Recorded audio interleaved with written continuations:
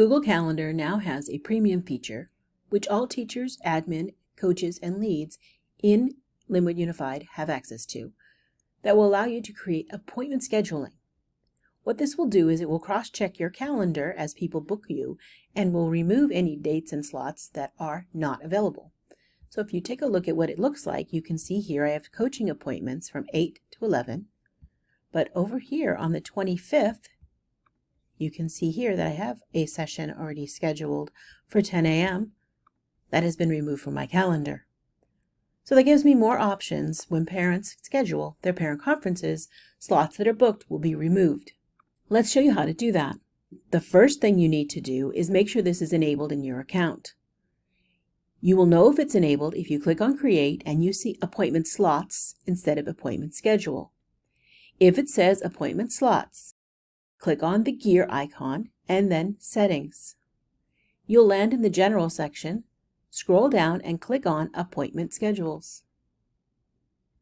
If this is unchecked, take a moment to check it. It will auto-save and then you will have the ability to create appointment schedules in Google Calendar.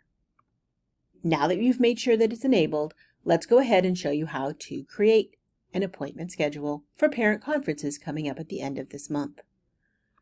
Click on Create, Appointment Schedule. On the left-hand side, it's going to take you through all the steps you need to create your appointment schedule. And you will see them populate over here on the right. Now the default is for this to repeat weekly, but we want to just narrow it down for the 1 week of parent conferences. So we're going to call this Parent Conferences.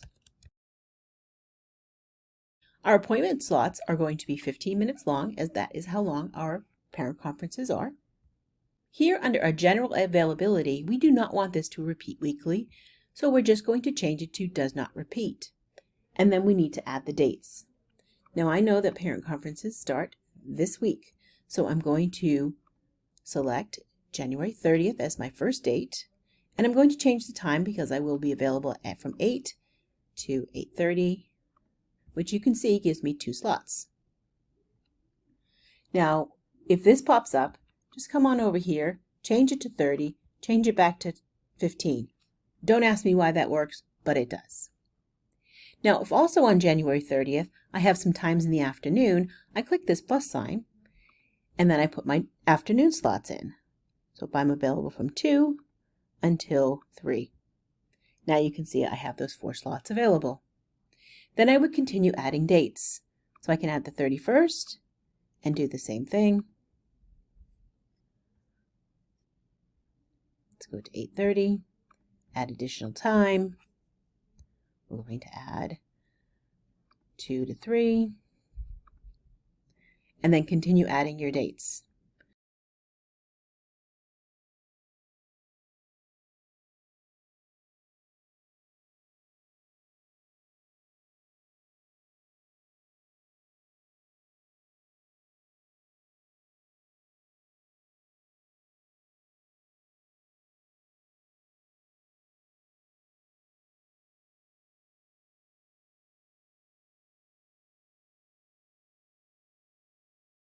On the right, you can see all of the dates that are available for parents to book.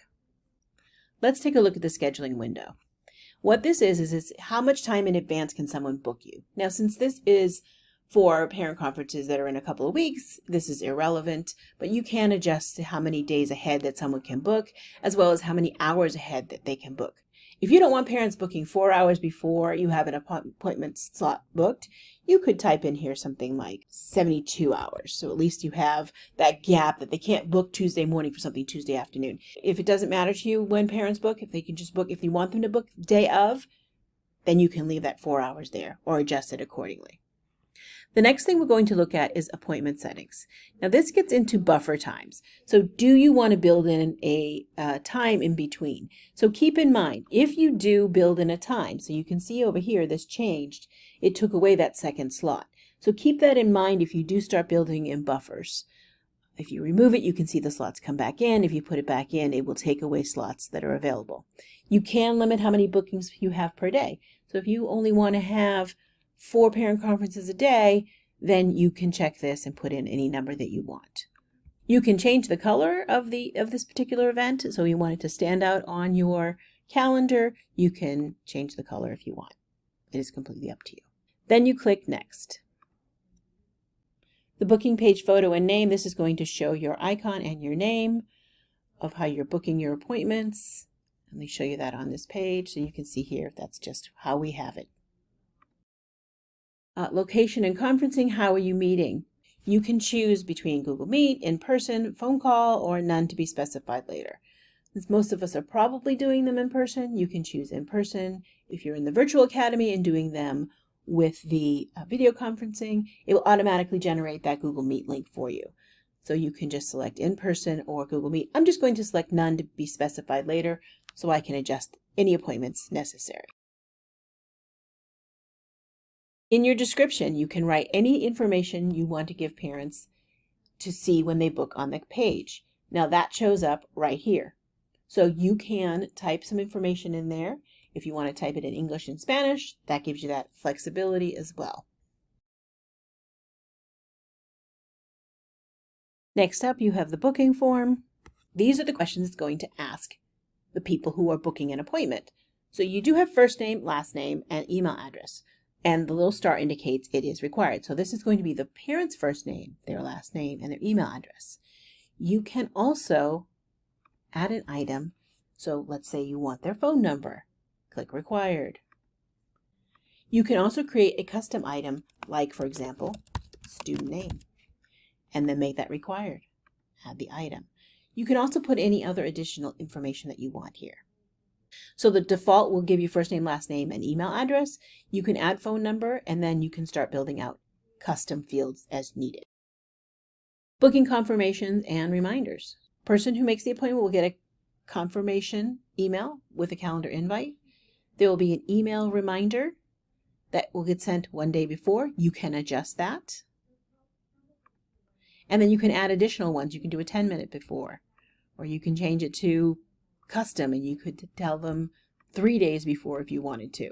So you have that flexibility to add reminders as needed. But maybe to give parents the time to get to the school, you might want to do an hour before. And then click Save. Now this is ready to go. When this pops up though, this is where you can share this with people. So you would click Share. It's a single booking page. We just want the parent conference one. We're going to click Copy Link. And that is now copied to your clipboard, and you can send it to parents via Parent Square, Remind if you use that, Cost Dojo if you use that, just email if you use that. And then parents, when they click on it, this is what they'll see. Now, they'll have to come down here to the 30th, and they can see all the appointment slots. And when they go to book an appointment, they would select a time, and then they would fill out their name, their email address, their phone number, their student name, and book the appointment. Now notice if I don't put that information in, it won't allow me to move forward. And now I can book. And here it is. It's all good to go. I close that. As the teacher, when I return to my calendar and I see that 2:15 slot, it's going to add the name of the person who booked, so you'll know who that person is. Okay, and you can see the student name will be down here. And then if you do need to add a Google Meet to this, if you didn't set that up automatically, you can just edit the event and add Google Meet video conferencing to this session if the parent has requested that it be virtual. As always, if you have any questions, you're welcome to email to get help.